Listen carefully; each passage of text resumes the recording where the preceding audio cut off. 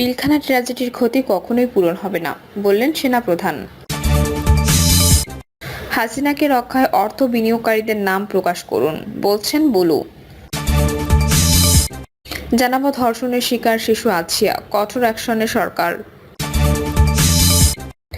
এবং সর্বশেষ জানাবো আবু সাইদ হত্যা মামলা আলামত জব্দের অনুমতি পেল আন্তর্জাতিক অপরাধ ট্রাইব্যুনাল। শুনছিলেন সংবাদ শিরোনাম, এবারে বিস্তারিত। পিলখানা ট্র্যাজেডির ক্ষতি কখনোই পূরণ হবে না, বললেন সেনাপ্রধান।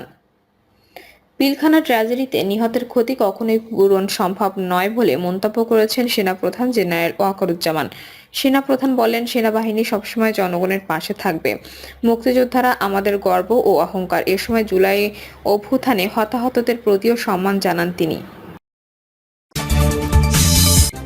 হাসিনাকে রক্ষায় অর্থ বিনিয়োগকারীদের নাম প্রকাশ করুন, বললেন বুলু।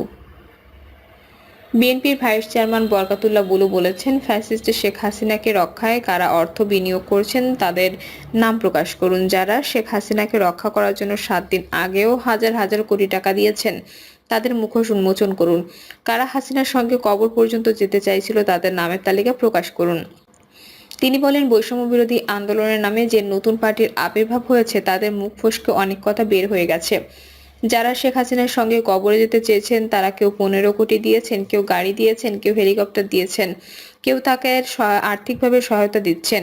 বুলু বলেন, আমরা সুস্পষ্টভাবে বলতে চাই কারা শেখ হাসিনার সঙ্গে কবরে যেতে চেয়েছেন, কত টাকা শেখ হাসিনাকে দিয়েছেন, কত টাকা নতুন কিংস পার্টির জন্য দিচ্ছেন, কত টাকা বিএনপিকে প্রতিরোধ করার জন্য খরচ করছেন, তার সবই বেরিয়ে আসছে।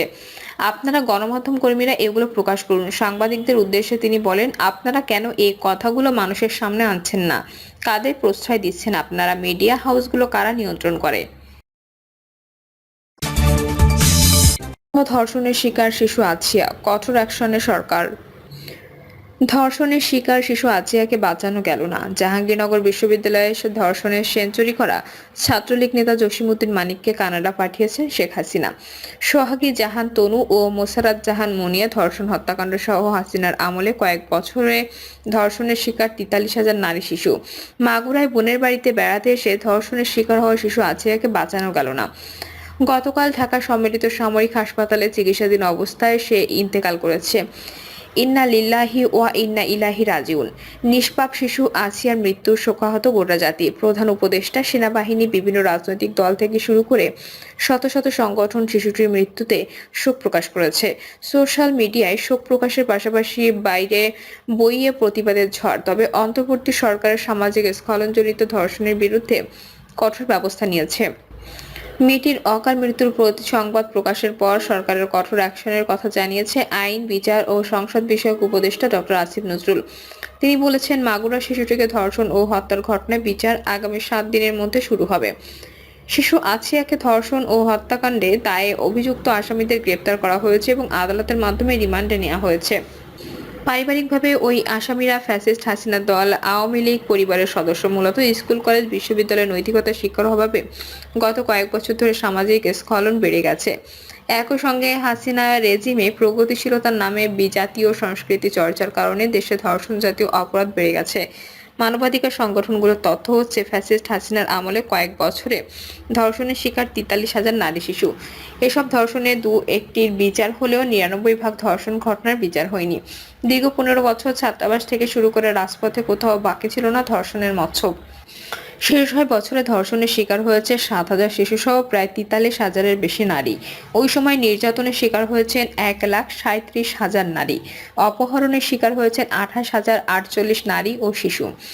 অর্ধেকেরও বেশি ধর্ষণের ঘটনা ঘটেছে ছাত্রলীগ, যুবলীগের নেতাকর্মীদের হাতে। 4 বছর বয়সী শিশু থেকে শুরু করে 60 বছর বয়সী বৃদ্ধা ধর্ষিত হলেও কোনো ধরনের ঘটনা সুষ্ঠু তদন্ত, বিচার করা হয়নি। ফলে ধর্ষণের মতো অপরাধ ঘটনা আশঙ্কাজনকভাবে বেড়ে গিয়েছিল। কিন্তু অন্তর্বর্তী সরকারের কিছু সিদ্ধান্তে ঢিলেমি দেখা গেলেও ধর্ষণের বিরুদ্ধে কঠোর অ্যাকশনের বার্তা দিয়েছে। আছিয়া ধর্ষণ ও হত্যাকাণ্ডের বিচার দ্রুতগতিতে করার সিদ্ধান্ত নিয়েছে। অপরাধ বিশেষজ্ঞদের অভিমত, ধর্ষণের বিরুদ্ধে জিরো টলারেন্স নীতি গ্রহণের সময় দাবি হয়ে উঠেছে। সরকারও জিরো টলারেন্স নীতি গ্রহণের বার্তা দিয়েছে। প্রধান উপদেষ্টা প্রফেসর ডক্টর মোহাম্মদ ইউনূস মাগুরায় ধর্ষণের শিকার শিশু আসিয়ার মৃত্যুতে গভীর শোক প্রকাশ করেছেন। তিনি আসামিদের দ্রুত বিচারের আওতায় নিয়ে আসার নির্দেশ দিয়েছেন। পুলিশের মহাপরিদর্শক বাহারুল আলম বলেছেন, মাগুরায় ধর্ষণের শিকার মৃত্যুবরণকারী আসিয়ার মামলার তদন্ত দ্রুততম সময়ের মধ্যে শেষ করা হবে। মাগুরা শিশু ধর্ষণ ও হত্যা ঘটনার সঙ্গে সঙ্গে অপরাধীদের গ্রেপ্তার করা হয়েছে। পরের দিনই ডিএনএ স্যাম্পল সংগ্রহ করা হয়েছে।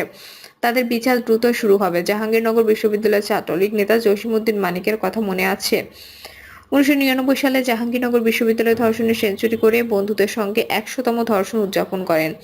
এ নিয়ে প্রতিবাদের মুখে শেখ হাসিনা গণভবনে তাকে ডেকে পাঠান, অতঃপর তাকে কানাডা পাঠিয়ে দেন। ওই ঘটনার পর কয়েক বছর জাহাঙ্গীরনগর বিশ্ববিদ্যালয়ে অস্বাভাবিক হারে নারী শিক্ষার্থীর সংখ্যা কমে যায়। কেউ কেউ জাহাঙ্গীরনগর বিশ্ববিদ্যালয়কে ধর্ষকের গ্রাম হিসেবে অভিহিত করে। কয়েক বছর পর বিশ্ববিদ্যালয় কর্তৃপক্ষ ভর্তিতে ছাত্রীদের জন্য বিশেষ কোটা করায় ছাত্রীদের ভর্তি স্বাভাবিক হয়ে আসে। নিকট অতীতে মূলত 1995 সালে দিনাজপুরে পুলিশ সদস্যদের দ্বারা সংঘটিত ইয়াসমিন আক্তার নামক 14 বছর বয়স্ক এক বালিকার গণধর্ষণের ঘটনা ঘটে। ওই ধর্ষণ ও হত্যার ঘটনায় অপরাধীদের বিচারের মাধ্যমে ফাঁসির দণ্ডাদেশ দেওয়া হয়। এরপর হাসিনা শাসনামলে কোনো ধর্ষণ ও হত্যাকাণ্ডের ঘটনার নিরপেক্ষ তদন্ত বিচার হয়নি। 2016 সালে 20 মার্চ কুমিল্লা ক্যান্টনমেন্টের ভেতরে শিক্ষার্থী সোহাগী জাহান তনুর ধর্ষণ ও হত্যাকাণ্ডের ঘটনা ঘটে। কুমিল্লা শহরে কোতোয়ালি মডেল থানার অজ্ঞাত আসামিরা বিরুদ্ধে তনুর বাবা ইয়ার হোসেন হত্যা মামলা দায়ের করেন। তনু হত্যার বিচারের দাবিতে হরতাল, অবরোধ, মানববন্ধনের অনেক কর্মসূচি পালিত হয়। দেশে বিদেশে ওই ধর্ষকরা নিয়ে তোলপাড় হয়।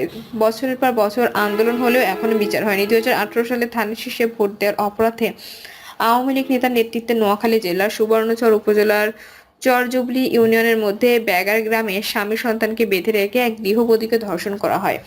ধর্ষণের শিকার গৃহবধূ পারুল বেগম জানান, ঘটনার সঙ্গে জড়িতরা সবাই একই এলাকায় চরজুবলি ইউনিয়ন পরিষদের সাবেক সদস্য আওয়ামী লীগ নেতা রুহুল আমিনের শিষ্য। 2021 সালের 26 এপ্রিল রাজধানীর গুলশানের একটি ফ্ল্যাট থেকে কলেজ ছাত্রী মুসারাত জাহান ওরফে মুনিয়ার ঝুলন্ত লাশ উদ্ধার করে পুলিশ।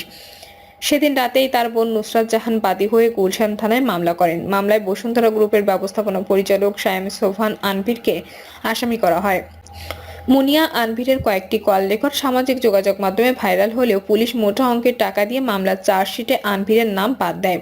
এদিকে গতকাল সন্ধ্যায় বাংলাদেশ সেনাবাহিনীর একটি হেলিকপ্টারে করে শিশুটির লাশ মাগুরায় গ্রামের বাড়িতে নেওয়া হয়। এ সময় শিশুটির উপর বর্বর নিপীড়নকারীদের বিচার দাবিতে স্থানীয়রা বিক্ষোভে ফেটে পড়েন। পরিস্থিতি সামলাতে পুলিশকে বেগ পোহাতে হয়েছে। লাশবাহী হেলিকপ্টারে মাগুরা নোমান ময়দানে পৌঁছালে সেখানে এক হৃদয় বিদারক দৃশ্যের অবতারণা হয়। পরে নোমান ময়দানে শিশুটির লাশের নামাজে জানাজা অনুষ্ঠিত হয়। সন্ধ্যা 7:30টায় তার লাশ নিয়ে যাওয়া হয় গ্রামের বাড়ি শ্রীপুর উপজেলার জারিয়া গ্রামে। সেখানে দ্বিতীয় জানাজা শেষে সোনাইকুণ্ডি কবরস্থানে সেনাবাহিনী ও পুলিশের তত্ত্বাবধানে দাফন করা হয়। এদিকে মাগুরা ভাইরা মোড়ে অবরোধ করে যানবাহন চলাচল বন্ধ করে রেখেছে একদল ছাত্র জনতা। তাদের দাবি, ধর্ষকদের তাদের হাতে তুলে দিতে হবে। স্থানীয়রা অভিযুক্তদের সর্বোচ্চ শাস্তির দাবিতে স্লোগান দেন।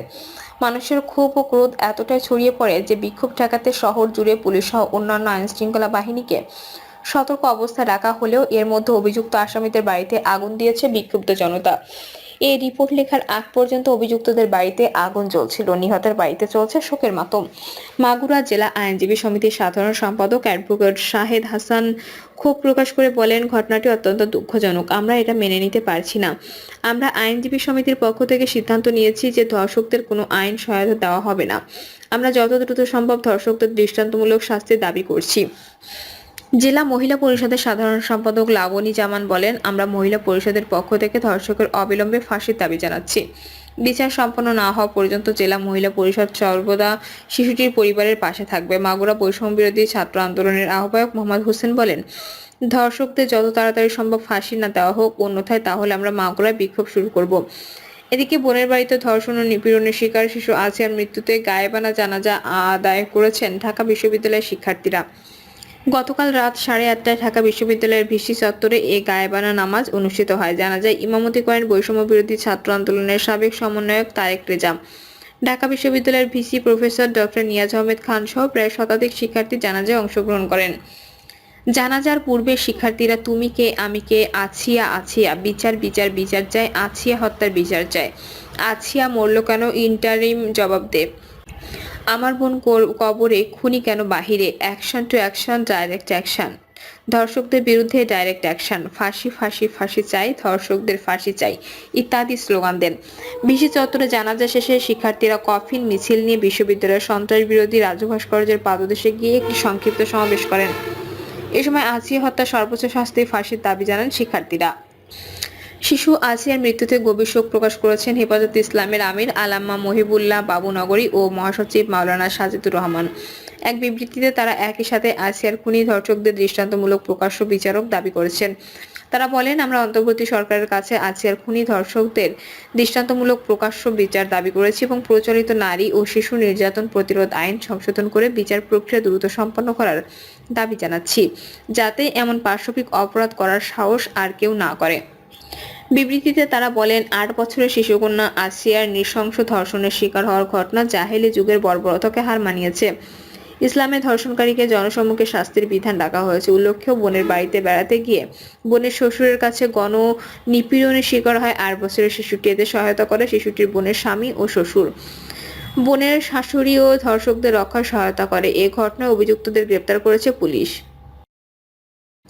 প্রিয় দর্শক, এই ছিল এখনকার সর্বশেষ সংবাদ। আপডেট সব সংবাদ পেতে চ্যানেলটি সাবস্ক্রাইব করে বেল আইকনটি ক্লিক করে রাখুন।